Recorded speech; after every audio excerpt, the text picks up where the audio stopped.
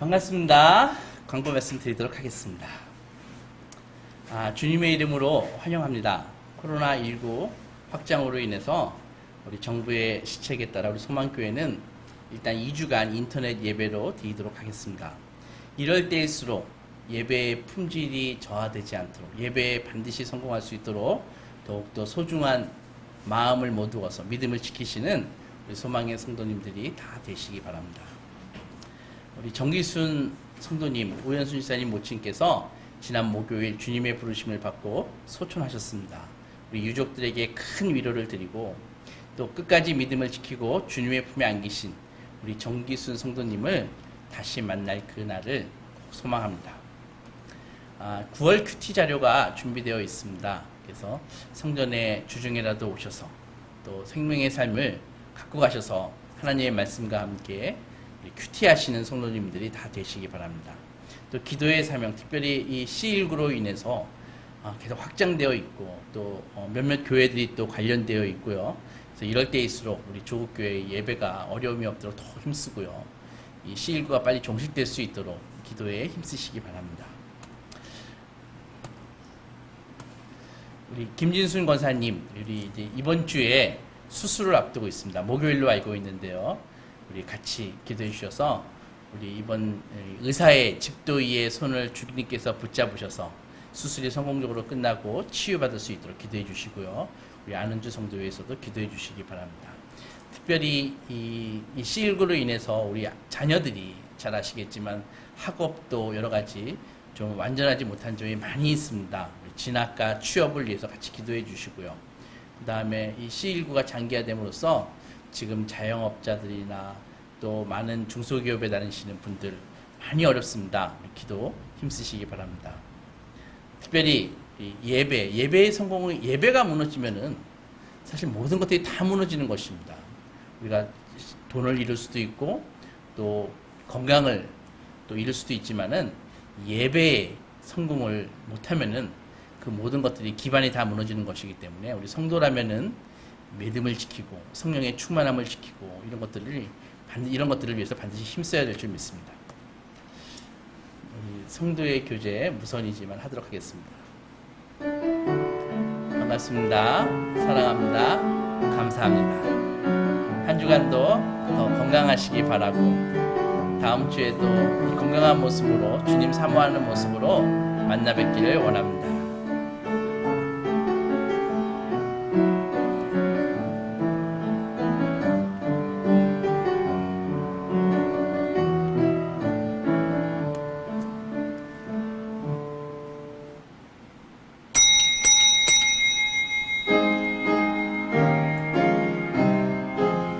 하나님은 영이시니 예배하는 자가 영과 진리로 예배할지니라. 전능하신 아버지 하나님, 오늘도 소망의 자녀들 이 예배의 자리로 불러주심을 감사드립니다. 비록 한 곳에 있지는 않지만 동일한 은혜로 주께서 함께 하시고 참여하는 모든 자가 하나님의 음성을 듣고 예배에 성공하며 큰 은혜 받는 시간 될 수 있도록 인도하여 주시되 속죄의 은혜를 받을 수 있도록 역사하여 주시옵소서. 이 모든 말씀을 예수님의 이름으로 기도했습니다. 아멘.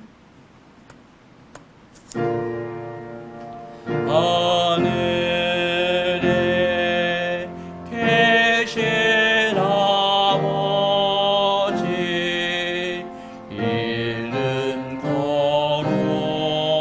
거룩하사 주님 나라 임하시고 뜻이 이루어지이다.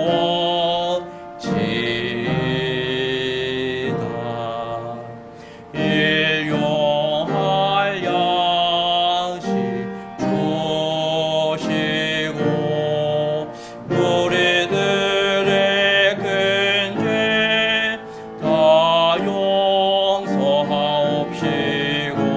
또 시험에 들게 마시고 악에서 구원하소서.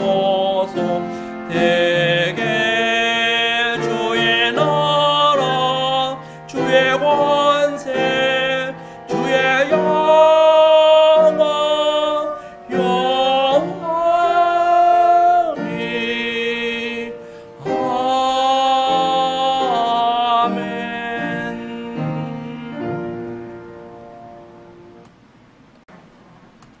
또 내가 보매 거룩한 성 새 예루살렘이 하나님께로부터 하늘에서 내려오니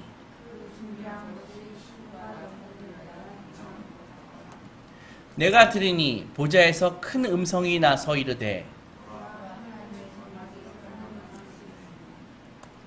하나님이 그들과 함께 계시리니 그들은 하나님의 백성이 되고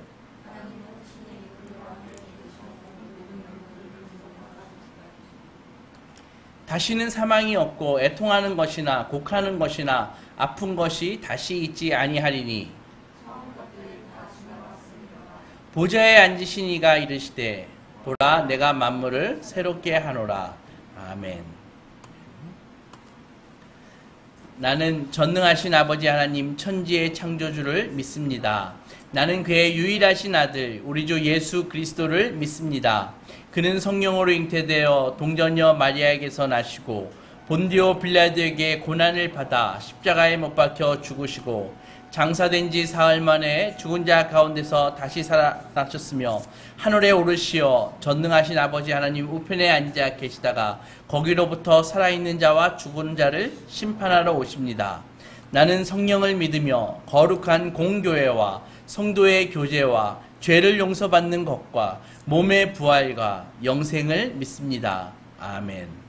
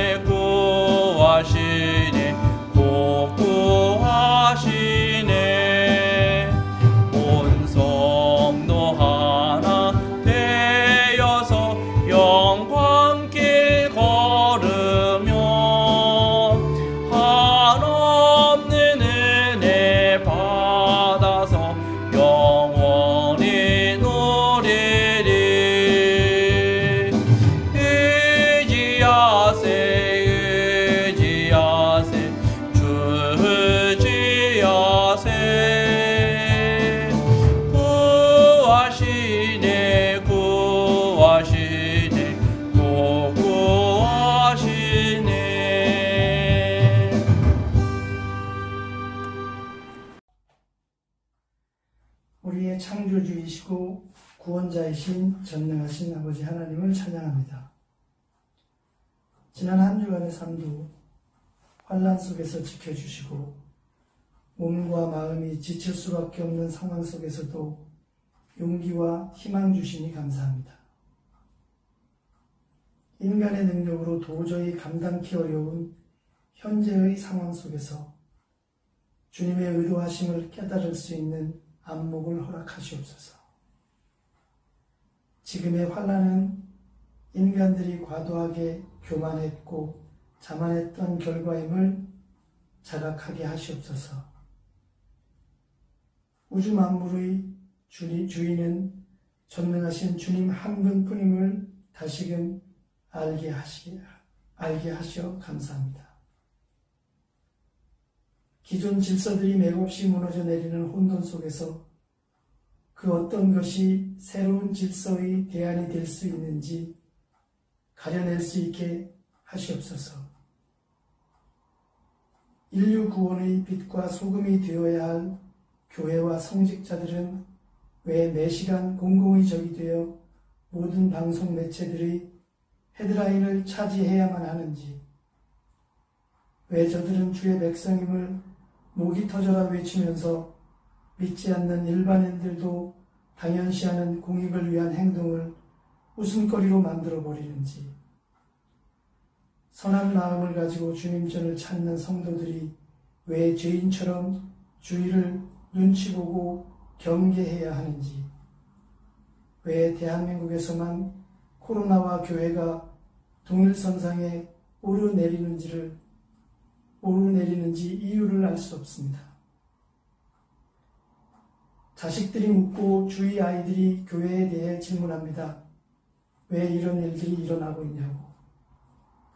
조리 있게 답할 수 없음에 답답하고 스스로도 납득이 안 되어 우울해집니다.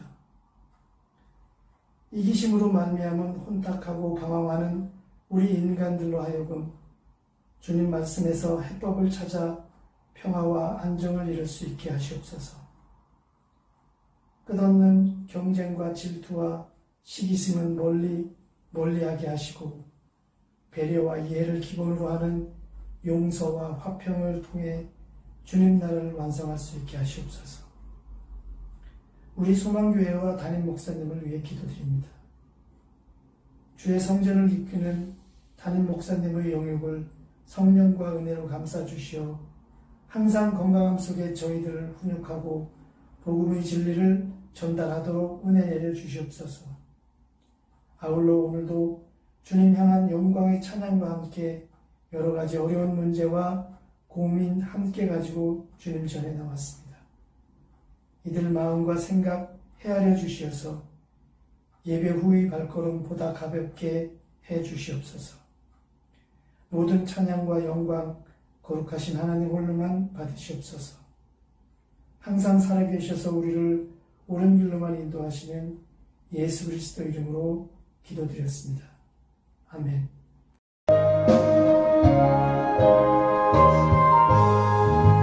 나의 생명 되신 주 주님 앞에 나갑니다. 주의 힐링 보혈로 정케하사 받아주소서. 날마다 주를 찬송하겠네. 주의 사랑 주줄고 나를 굳게 잡아 매소서. 괴로운 세상 지낼 때 나를 인도하여 주소서. 주를 믿고 나가며 나의 길을 잃지 않겠네. 날마다 주를 찬송하겠네. 주의 사랑 줄로서 나를 굳게 잡아 매소서.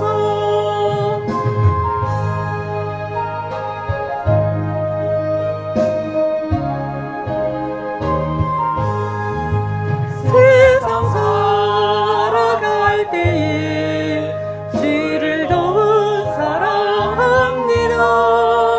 밝고 빛난 천국에 나의 영혼 들어가겠네. 날마다 주를 찬송하겠네. 주의 사랑 줄로서 나를 굳게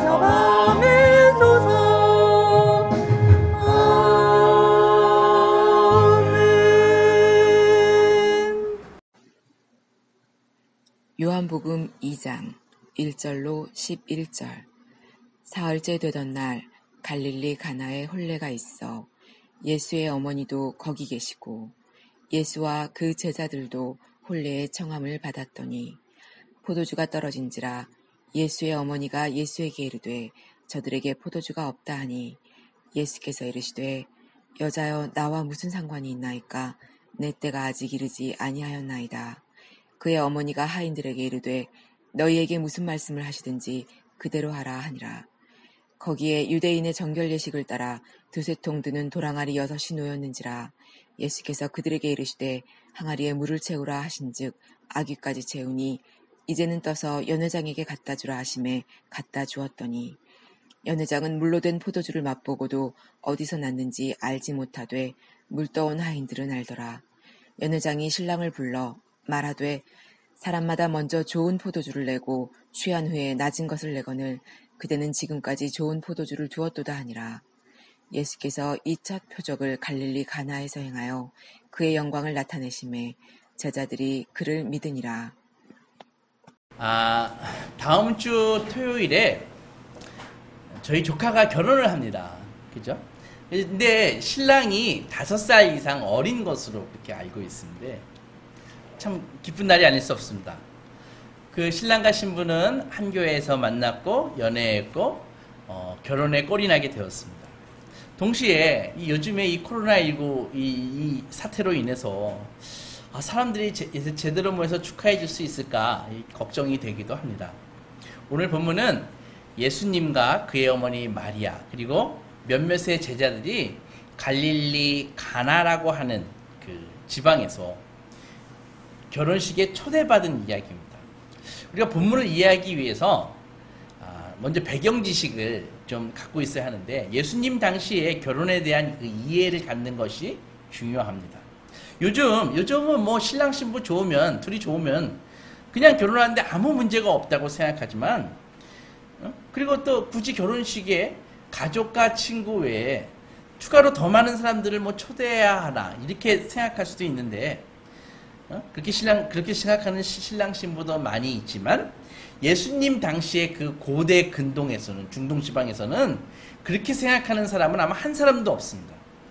고대의 이 전통적인 문화는요 개인보다는 가족이나 공동체를 훨씬 더 중요하게 생각하는 문화입니다. 따라서 인생의 목적도요 나 혼자 잘 먹고 잘 사는데 그렇게 있는 것이 아니라 인생의 목적이 좋은 남편이 되는 거라고요. 좋은 아내가 되는 거고 좋은 아들과 딸이 되는 것입니다. 그래서 좋은 아버지가 좋은 어머니가 되는 데 있죠. 그래서 따라서 이 결혼의 목적도 1차적으로 신랑 신부 그 두 부부의 행복이 아니라 공동체를 하나로 딱 결속시키고 그리고 다음 세대를 막 만들어내는데 길러내는데 결혼의 목적이 있다고요. 예를 들어서 고대 스파르타 같은 경우는요 이 결혼의 목적은 이 개인의 행복이 아닙니다. 국가를 지킬 수 있는 강력한 전사를 만들어내는 게 결혼의 목적이라고요. 그러니까 결혼하는 이유가 전사를 만들기 위해서 결혼을 하는 것입니다. 따라서 허약한 아이가 태어나면은 절벽에다가 갖다 버렸습니다. 다시 말하면은 이 결혼의 목적이 공익이었죠. 개인의 행복이 아니라. 그래서 그 한 마을에 결혼을 통해서 가족들이 더 크고 더 강하고 더 많을수록 그 마을은 더 좋아지고 경제가 좋아지고 군사적으로 더 안전해졌고 모든 사람이 더 번창할 수 있었습니다. 그게 결혼의 목적이었습니다. 그러니까 이는 이 결혼식과 결혼잔치가 오늘날에 비해서 훨씬 더 중요하다는 의미입니다. 그러니까 모든 이 결혼식이 이 개인, 이 부부의 이 행사가 아니에요. 이 결혼식은 마을 전체를 위한 그 지역사회를 위한 이게 공공의 잔치였다는 것이죠. 그래서 결혼하는 그 커플들 그 둘뿐만이 아니라 공동체 전체의 일이라는 것이죠. 동시에 결혼식은 신랑과 신부 두 사람의 모두의 두 사람뿐만이 아니라 모든 사람의 그 마을에서 가장 중요한 행사 중에 하나였습니다. 이날은 그 부부가 이제 사회적으로 성인이 됐다는 것을 의미하고요. 그래서 고대 사회에서는 결혼식을 오늘처럼 이 결혼식을 요즘처럼 결혼식장을 빌려서 1시간 만에 끝내고 1시간 밥 먹고 나오는 것이 아니라 거의 대부분 일주일 이상 결혼식이 거행됐다고요. 결혼식 그 파티가 거행됐다고요. 이런 배경을 통해서 오늘 본문을 생각해 보면은 이 결혼식이 딱 시작되고 하루 이틀밖에 안 지났는데 포도주가 떨어진 것입니다. 가장 중요한 포도주가 떨어져 버렸습니다. 이제는 이 정도 되면은 이 결혼은 완전히 스탑되는 것입니다. 끝난 것입니다. 그러니까 어마어마한 예절에 어긋난 일이죠. 수치 명예를 가장 중요시하게 생각하던 그 당시에 그 사회에서는 있을 수 없는 일입니다. 그래서 이 일로 인해 가지고 전혀 관계가 없었던 것처럼 보이는 예수님하고 어머니 사이에, 어머니 마리아 사이에 갈등이 일어나는 것입니다. 포도주가 떨어졌는데 그것도 예수님이 떨어뜨린 것도 아닌데 그 일로 인해서 예수님과 어머니 마리아와 갈등이 시작된다고요. 11절에 표적이라는 말이 나옵니다. sign, 그런 말이 나오는데 우리는 이 단어에 주목해야 됩니다. 예수님이 행하신 이적을 sign이라고, 표적이라고 얘기하는데 그것의 의미는 예수님이 스스로 당신이 누구신가를 다른 사람들에게 드러낸 첫 사건이라는 의미입니다. 얼마 전에 우리가 알듯이 갤럭시 노트 20, 갤럭시 노트 20을 포함해서 갤럭시 시리즈 그 5개의 모델에 대해서 언팩 행사가 있었죠. 그죠? 그걸 이제 공개 행사가 있었는데 이게 코로나로 인해서 온라인으로 진행됐지 않습니까? 하지만은 그 온라인이지만 그 콘텐츠를 만들기 위해서는 최고의 마케터 전문가들이 막대한 돈을 들어서 최고의 콘텐츠를 만들어서 이 삼성전자 CEO 같은 사람이 나와가지고 옛날 같으면은 청바지에 검은색 목티를 입고 그 애플의 그 CEO 스티브 잡스처럼 그렇게 멋지게 프레젠테이션 하지 않습니까? 그러니까는 이 삼성의 이 언팩 행사는요, 사실 전 세계 사람들이 다 주목해서 보고 있는 그런 행사입니다. 그러니까 무엇인가를 최초로 공개하는 그런 행사죠. 그런데 여러분, 메시아가 어떤 분입니까? 온 인류가 기대하고 온 인류가 고대하던 이 메시아의 이 언팩 행사를 보십시오. 죽은 자를 멋지게 살려내는 그런 모습도 아니고, 굶주린 5,000명을 말씀 한마디로 기도 한번 하셔가지고 5,000명을 먹이시는 그런 것도 아니고요. 바다 위를 멋지게 걷는 그런 것도 아니고.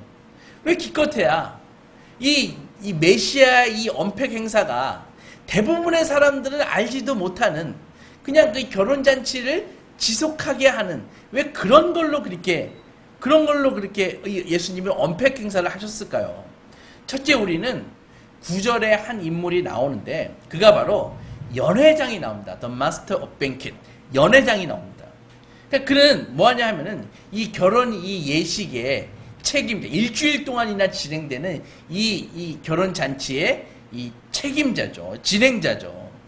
그래서 결혼식장에서 축하 분위기를 막 만들어내고, 재미있는 거, 엔터테이닝이라고 그러죠. 재미있는 것들을 막 이렇게 공급하고 그런 책임자입니다. 한마디로 말하면 이 결혼잔치를 성공으로 인도하는 그것이 그의 책임이었습니다.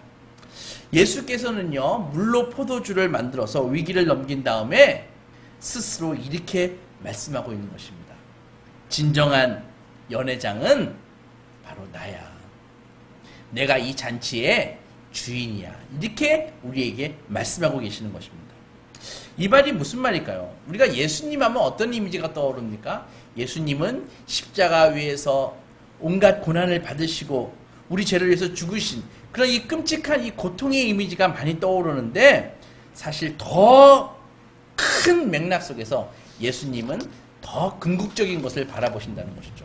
나의 목적은 처음에는 내가 희생되고 나의 제자들이 희생되고 그리고 성도들이 희생되겠지만 그것의 목적은 거기서 끝나는 것이 아니라 사실은 영원한 기쁨을 위해서 내가 그렇게 하는 것이다. 영원한 잔치의 기쁨을 위해서 내가 십자가를 지는 것이다. 이 메시지를 주시는 거라고요. 그래서 이 모든 것이 이 부활과 새하늘과 새 땅을 이루기 위해서 예수님이 이렇게 하신다는 것이죠. 그래서 갈릴리 가나의 이 첫 번째 기적을 통해서 예수님께서는 이것을 말씀하고 계시는 것입니다.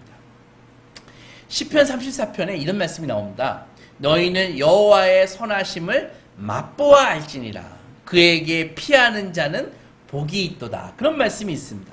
여러분 한번 묻겠습니다. 여러분들 개인에게 여호와가 선하십니까? 여호와가 선하심을 어떻게 알죠?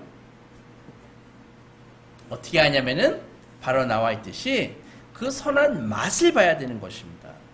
그러니까 환날 때에 이 C19가 같은 이런 환날 때에 이런 팬데믹 상황에서 이렇게 실물 경제가 타격받고 어려울 때에 내가 여호와께 진심으로 의뢰하였더니 여호와께서 나의 방패가 진짜 되어주셨다.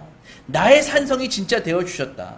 나를 위로하였다. 그리고 특이한 방법으로 내가 전혀 예측하지 못한 방법으로 나를 구원해 주셨다. 이 경험을 해야지 여호와가 선하시다라는 그 고백이 진정으로 가슴에서 나오는 것입니다. 이 다윗의 고백이 나의 고백이 될 수 있는 것이죠. 그래서 이것은 어떤 지적인 문제가 아니라 경험의 문제라는 것이죠. 여호와의 선하심을 맛봐야지 여호와께서 선하시다는 고백이 나오죠. 그렇지 않겠습니까? 예수 그리스도께서는요, 잔치의 주인이신데 주님의 잔치는, 진정한 잔치는 역사의 종말의 때에 그 잔치는 벌어질 것입니다. 이사야서 25장에 보면은 이런 말씀이 나옵니다. 6절과 8절을 읽어보면은 만군의 여호와께서 이 산에서 만민을 위하여 기름진 것과 저장하였던 포도주로 연회를 베푸시리니, 이런 말씀이 나오거든요. 골수가 가득한 기름진 것과 오래 저장하였던 맑은 포도주로 하실 것이며, 예수님이 오시기 무려 700~800년 전에 예수님에 대한 예언을 적어놓은 것입니다. 그리고 8절 보면은 사망을 영원히 멸하실 것이다. 주 여호와께서 모든 얼굴에서 눈물을 씻기시며 자기 백성의 수치를 온 천하에서 제하시리라. 여호와께서 이같이 말씀하셨느니라. 종말에 대한 예언이죠. 이것이 바로 예수님께서 궁극적으로 하실 일입니다. 우리를 이 세상에서 빼내서 천국으로 들어가시는 것이 아니라 천국이 마지막 날에 내려와서 이 세상을 새롭게 한다는 말입니다. 모든 눈물은 씻혀질 것이고 우리의 눈물을 씻어주시고 모든 슬픈 일들은 더 이상 일어나지 않게 하십니다. 예수께서 그 일을 하시기 위해서 이 땅에 오셨습니다. 주님께서 말씀하십니다. 내가 잔치의 주인, 나는 잔치의 주인이다. 나는 결국 기쁨을 주기 위해서 온 것이다. 나의 첫 기적이 모든 사람들에게 웃음을 선사하는 선사했던 그 이유가 바로 이것이다. 여기에 있다라고 말씀하시는 것이죠. 오늘 이 본문의 이 신랑 신부는요, 포도주가 떨어져서 정말 난처하게 됐습니다. 이건 우리 문화로서는 지금 이해 안 돼요. 하지만 중동의 문화로서 우리가 생각한다면 이거는 어마어마한 일입니다. 그런데 그 난처한 신랑 신부를 그 있을 수 없는 그 결예라 그러죠. 예절 없음. 결예로부터 예수님이 구해주시는데 어떻게 구해주실까요? 바로 유대인들이 정결 예식에 쓰는 돌 항아리 6개에 물을 채움으로써 예수님이 신랑 신부를 구해준다고요.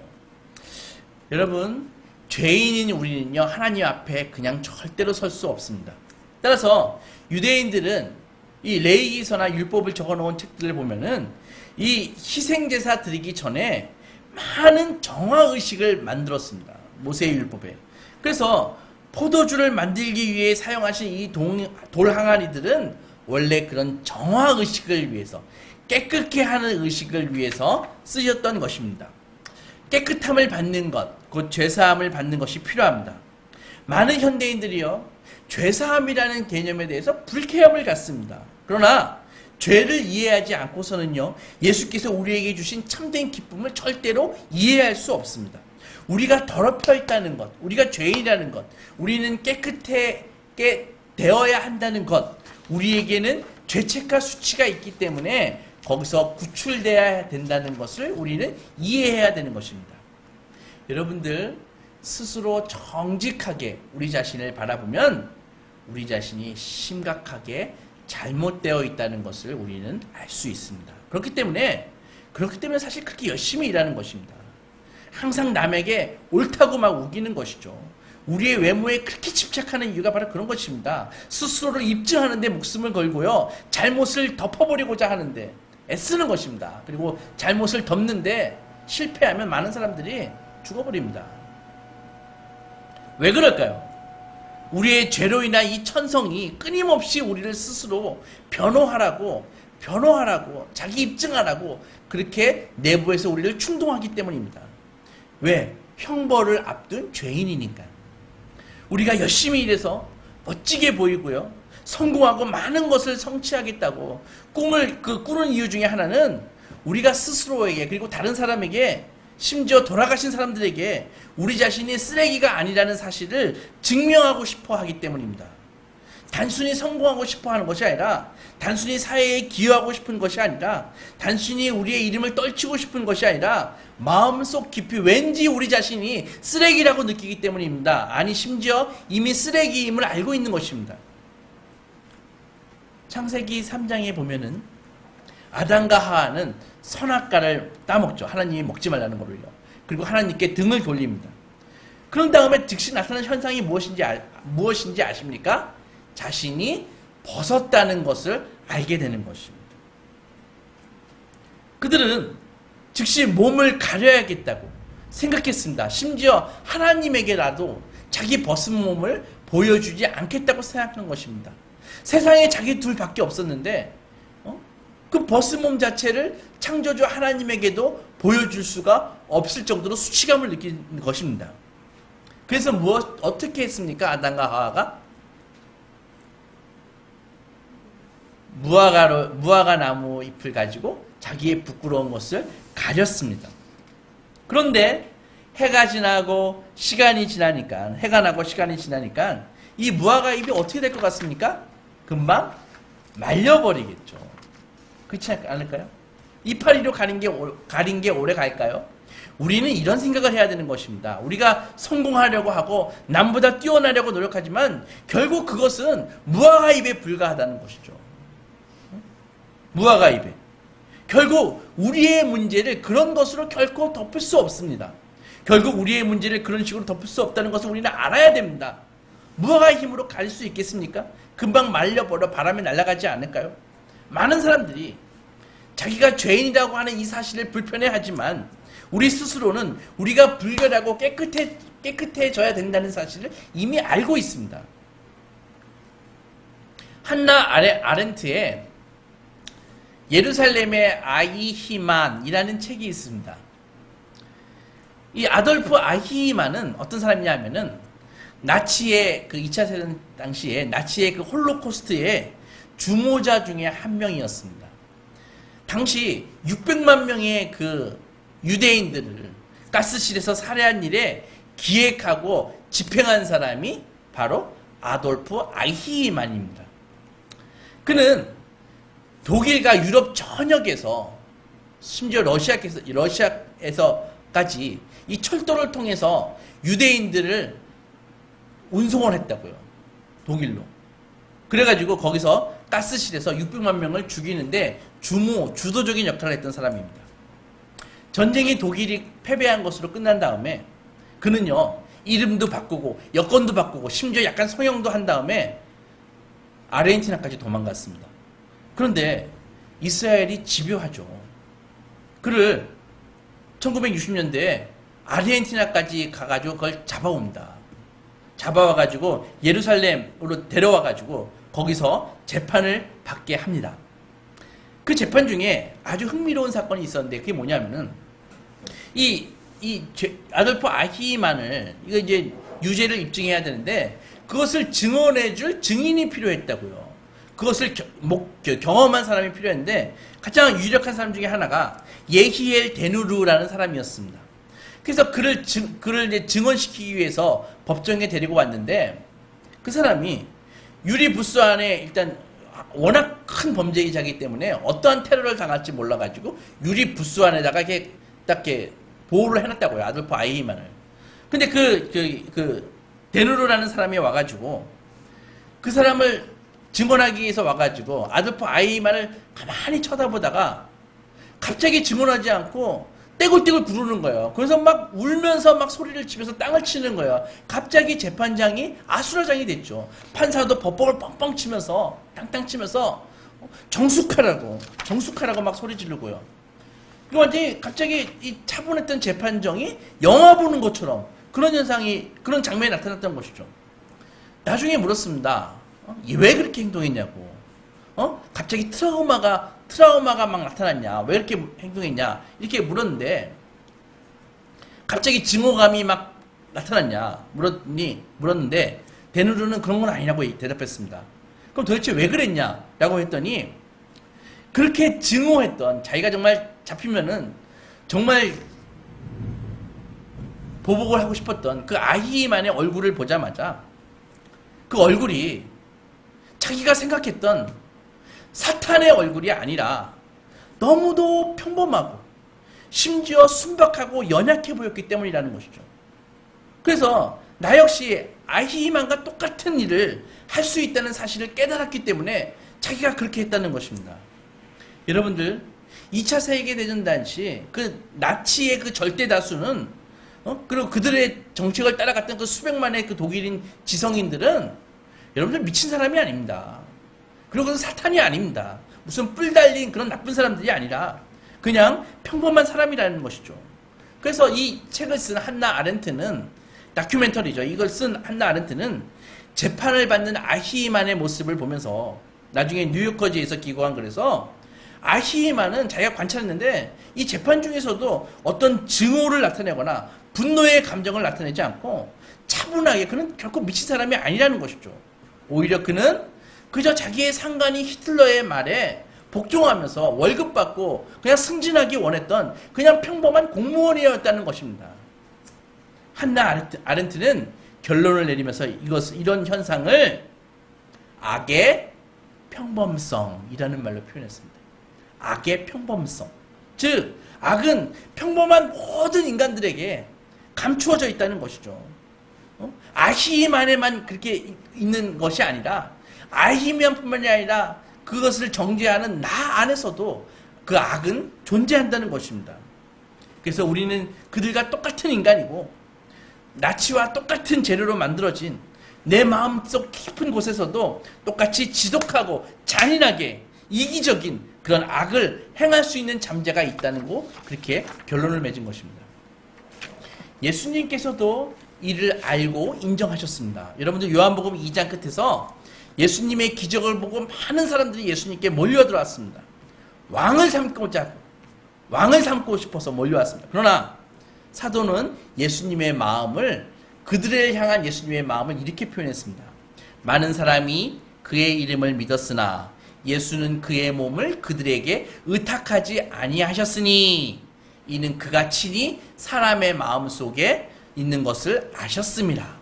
주님께서 아신다는 것이죠. 인간의 마음속에 자기 중심성과 자기 죄악이 있기에 우리 인생들은 폭력적이고 잔인한 행위를 저지르고 주변 사람들을 비참하게 만들거나 우리를 창조한 이 하나님을 배신하고 우상 숭배에 열중하고 있는 것입니다. 우리 주 예수께서는 우리에게서 이것을 깨끗이 씻어주시기 위해서 우리 영혼의 이 잘못된 바를 정화시켜 주시기 위해서 이 땅에 오신 것입니다. 그러면은 예수께서는 어떻게 이 치유와 정화와 우리에게 용서함을 우리에게 주실 수 있을까요? 본문 3절에 보면은 이렇게 나와 있습니다. 예수의 어머니가 예수에게 이르되 저들에게 포도주가 없다 하니 라고 되어 있습니다. 마리아는 자기의 아들 예수가 정확히 자기의 아들 예수가 정확히 어떤 사람인지 알지 못했을 수도 있습니다. 하지만 어쨌든 자기 아들은 뭔가 다르다. 보통 사람이 아니라는 것쯤은 알고 있습니다. 일단 예수님의 탄생부터 마리아가 경험한 게 무엇입니까? 천사 가브리엘을 마리아가 만났잖아요. 똑똑히 기억했겠죠. 그런데 오늘 본문에서 마리아가 예수님에게 이렇게 얘기하지 않습니까? 포도주가 없잖아요. 어떻게 좀 해보세요. 라고 얘기했더니 이 마리아의 요청에 예수께서 대답하십니다. 본문 4절 보면 여자여 나와 무슨 상관이 있나이까 내 때가 아직 이르지 아니하였나이다 라고 하셨습니다. 다소 무례하게 느껴지시죠? 맞습니다. 예수님의 대답이 불친절하게 느껴지지 않습니까? 그렇게 부드러우신 예수님이 보통 예수님의 평소의 말투와 다르잖아요. 십자가 지시기 전에 정말 채찍을 맞을 때에도 그 온유함을 잃지 않으셨던 예수님이 왜 어머니인 마리아에게 다소 당황스러운 이런 이 차가운 말투로 대답을 하셨을까요? 이것은 우리 주님의 말씀을 통해서 알 수 있습니다. 나의 때가 아직 이르지 아니하였나이다. 예수님은 복음서에서요, 당신의 때를 말씀하시면서 이것은 곧 십자가에서 죽으시는 것하고 연관지어서, 죽으시는 순간을 연관지어서 말씀하십니다. 그러니까 나의 때라고 하는 것은 예수님이 십자가에 달릴 때라는 것이죠. 마리아가 포도주가 떨어졌다라고 말할 때 예수님은 왜 나에게 그런 말씀을 하십니까? 난 아직 죽을 준비가 안 되었어요 라는 대답이라고요. 마리아는 아마 이 대답을 완전하게 이해하지는 못했을 것입니다. 그 당시에는요. 마리아는 다소 아들의 이 무례한 대답에 날카롭게 반응하지 않고 온유하게 하인들에게 얘기했습니다. 너희에게 무슨 말씀을 하시든지 시키는 대로 해라. 하지만 예수님은 무슨 생각을 하고 계셨을까요? 왜 예수님은 포도주가 필요하다는 이 단순한 요청을 당신의 이 죽음의 순간과 연관지어가지고 말씀하셨을까요? 우리는 포도주가 무엇을 상징하는지를 알아야 될 필요가 있습니다. 예수님의 마음속에서 포도주는 무엇을 상징할까요? 이 결혼식을 망칠 수 있는 이 신랑 신부의 이 수치를 기쁨으로 바꾸시기 위해서 필요한 것이 무엇일까요? 우리는 예수께서 이 정결의식에 쓰는 항아리, 이 항아리로 포도주를 만들었다는 것에 우리는 주목해야 되는 것입니다. 예수께서 저 수수께끼 같은 말을 하셨을 때 주님은 마치 자기 어머니, 신랑, 신부, 결혼식 장면 전체를 넘어서 아주 먼 곳을 응시하는 듯한 그런 반응을 보이시는 것입니다. 뭔가 예수님은 더 먼 것을 바라보고 계시는 것입니다. 주님은 생각하시죠? 그래, 나는 이 세상에 이 결혼의 기쁨과 같은 이 축제의 기쁨을 가져올 수 있다. 나는 인류의 죄책과 수치를 씻어줄 것이다. 나는 세상에 기쁨을 주러 여기에 왔다. 그러나 오 어머니, 내가 세상에 그것을 하기 위해서 나는 죽어야 됩니다. 이 말씀을 하시는 거라고요. 구약 성경에서 하나님은 단순히 이스라엘 백성을 대하실 때 아주 높은 분과 낮은 분, 무슨 군주와 신하, 군주와 노예 이런 형태로 대하시는 것이 아니라 하나님은 구약 성경의 많은 부분에서 이스라엘 백성을 대하실 때 당신의 신부로서 이렇게 대하신다고요. 그래서 남편과 아내 같은 그런 깊은 사랑의 관계 같은 것으로서 이스라엘을 묘사하신다고요. 히브리 성경에서 종종 하나님은 이스라엘의 남편으로 당신을 묘사하십니다. 예를 들어서 신약 성경 마가복음 2장 보면 예수님의 제자들이 이 금식하지 않는다는 이유로 바리새인들이 막 공격을 했다고요. 왜 우리는 금식하는데 왜 당신의 제자들은 금식하지 않는가? 이렇게 막 예수님에 대해서 공격을 했다고요. 제자들하고 예수님이 워낙 잘 먹으니까. 그때 예수님이 답변하셨습니다. 기억하십니까? 혼인집 손님들이 신랑과 함께 있을 때에는 금식할 수 있느냐? 신랑과 함께 있을 동안에는 금식할 수 없느니라. 예수님은 자기 자신을 신랑이라고 부르십니다.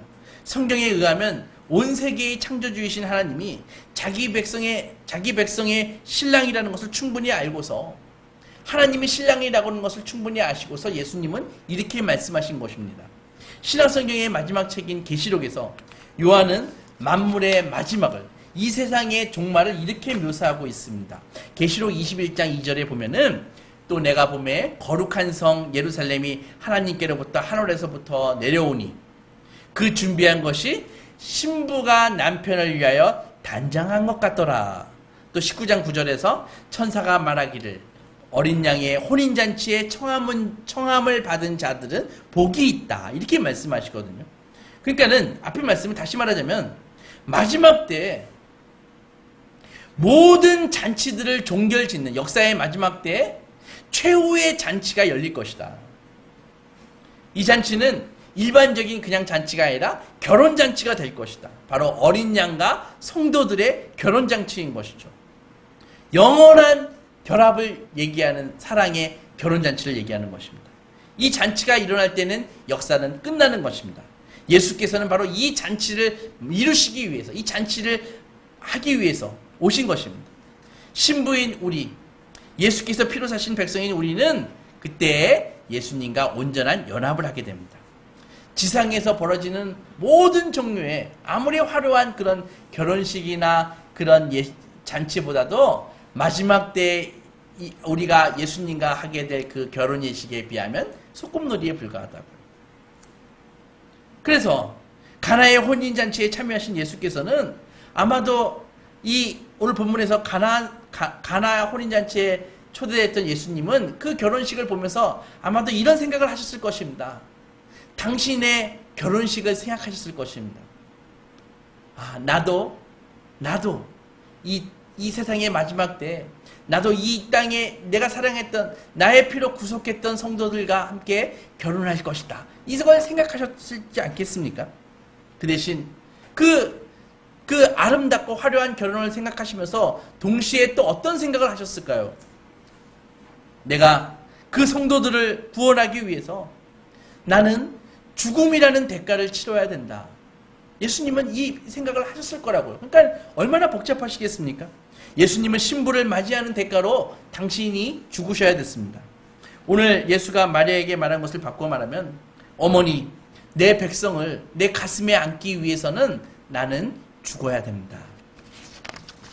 내 백성이 기쁨과 이 향연의 와인을 마시게 하기 위해서 나는 의와 형벌과 죽음의 잔을 나는 마셔야 됩니다. 이것이 예수가 어떻게 우리에게 기쁨을 주실 수 있는가에 대한 답변입니다. 역사에 그것은 자신의 모든 기쁨을 잃어버림으로써 우리에게 기쁨을 줄 수 있는 것이죠. 하나님 아버지와 단절되는 그 고통을 겪으시면서 우리에게 기쁨을 주시는 것입니다. 배신당하고 책질질 당하심으로써 우리에게 기쁨을 주실 수 있는 것입니다. 급기야 십자가에서 우리 대신 죽음으로써 우리에게 기쁨을 주시는 것입니다.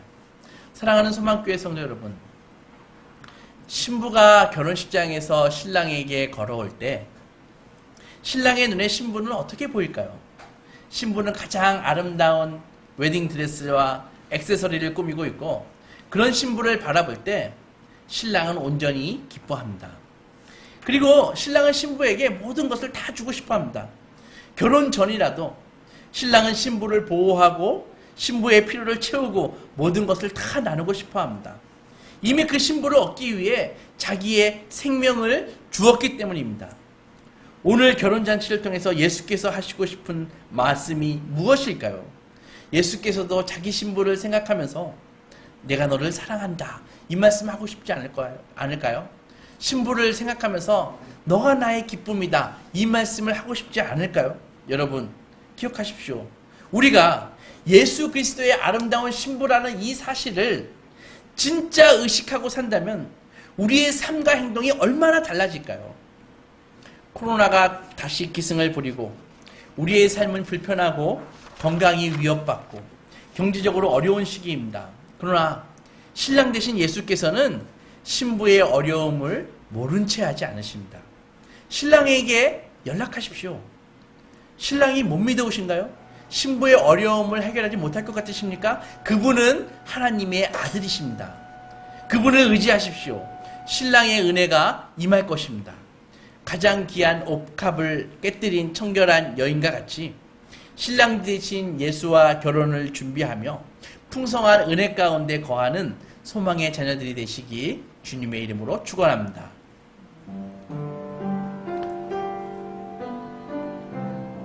사랑하는 여러분, 오늘 주의 말씀을 통해서 주님께서는 우리를 아름다운 신부로 맞아들이시기 위해서 이미 그분은 우리를 위해서 죽으셨습니다. 우리에게 이 행복한 결혼잔치의 기쁨을 주시기 위해서 그분은 고난 받으셨습니다. 그리고 이제 그분은 아름다운 결혼을 예배하시기 위해서 지금 천상에서 준비하고 계십니다. 곧 오실 것입니다. 그러나 오시기 전이라도 우리는 그분과 이미 연결되어 있습니다. 코로나19로 인해서 많이 어려우시지요? 우리의 건강은 위협받고 우리의 경제적인 삶은 어려울 수도 있습니다. 우리 이럴 때 정말 주님께 한번 의뢰해 보지 않으시겠습니까? 여호와가 선하시다고 고백한 그 다윗의 고백이 우리의 고백이 되기 위해서는 여호와의 선하심을 우리도 맛보아야 됩니다. 주님께 진정으로 의뢰하십시오. 주님께 드리는 이 신앙에 예배에 한번 헌신해 보십시오.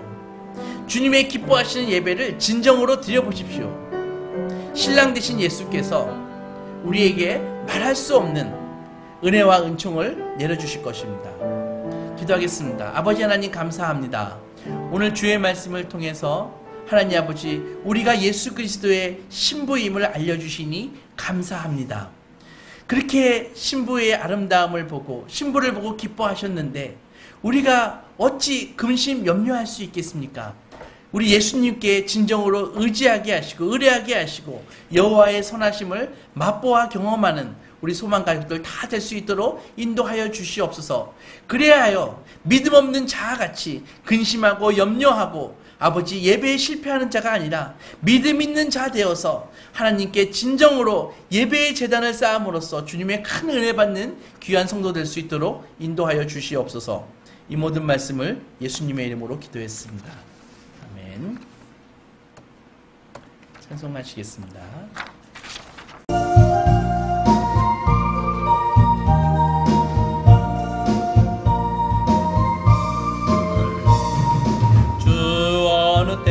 다시 오실는지 아는 이가 없으니 등 밝히고 너는 깨어 있어 주를 반겨 맞으라. 주 안에서 우리 몸과 마음이 깨끗하게 되어서 주 예수님 다시 오실 때에 모두 기쁨으로 맞으라. 주 오늘에 다시 오신다면 부끄러움 없을까. 잘하였다 주님 칭찬하면 우리 맞아 주실까. 주 안에서 우리 몸과 마음이 깨끗하게 되어서 주 예수님 다시 오실 때에 모두 기쁨으로 맞으라. 주 예수님 맡겨주신 일에 모두 충성 다했나. 내 맘속에 확신 넘칠 때에 영원한 식 없겠네. 주 안에서 우리 몸과 마음이 깨끗하게 되어서 주 예수님 다시 오실 때에 모두 기쁨으로 맞으라. 주 예수님 언제 오실는지 한밤에나 낮에나 늘 깨어서 주님 맞는 성도 주의 영광 보겠네. 주 안에서 우리 몸과 마음이 깨끗하게 되어서 주 예수님 다시 오실 때에 모두 기쁨으로 맞으라. 기도하겠습니다. 하나님 아버지 감사합니다. 오늘도 하나님 아버지 온 오프라인에서 주님의 사랑하는 자녀들이 예배에 그냥 오지 아니하고 헌물을 가지고 나왔습니다. 하나님 아버지 즐겨 드리는 자를 기뻐하시는 주님께서 하늘문을 여시고 드린 손길에 하나님 아버지 은혜와 은총으로 함께하여 주시옵소서. 온전한 11조와 기타 헌물을 주님께 바치오니 이 헌금에 약속된 주님의 말씀에 약속된 복의 복을 더하여 주시고 환난 때 하나님 아버지 피할 길을 내시고 구별되고 차별된 은혜와 은총으로 함께하여 주시옵소서. 아버지 하나님 헌금이 쓰이는 곳에 하나님의 나라와 뜻이 이루어지고 예수 그리스도의 나라가 더욱더 확장되는 역사로 함께하여 주시옵소서. 마음만 드린 성도들도 같은 은혜와 은총으로 함께하여 주시옵소서. 이 모든 말씀을 예수님의 이름으로 기도했습니다. 아멘. 서시겠습니다.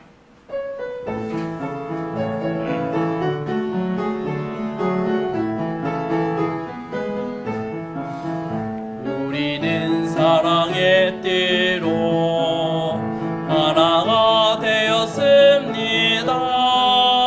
하나님을 사랑하고 예수님의 사랑을 널리 전하세. 모두 찬양하며 주의 사랑을 전하세.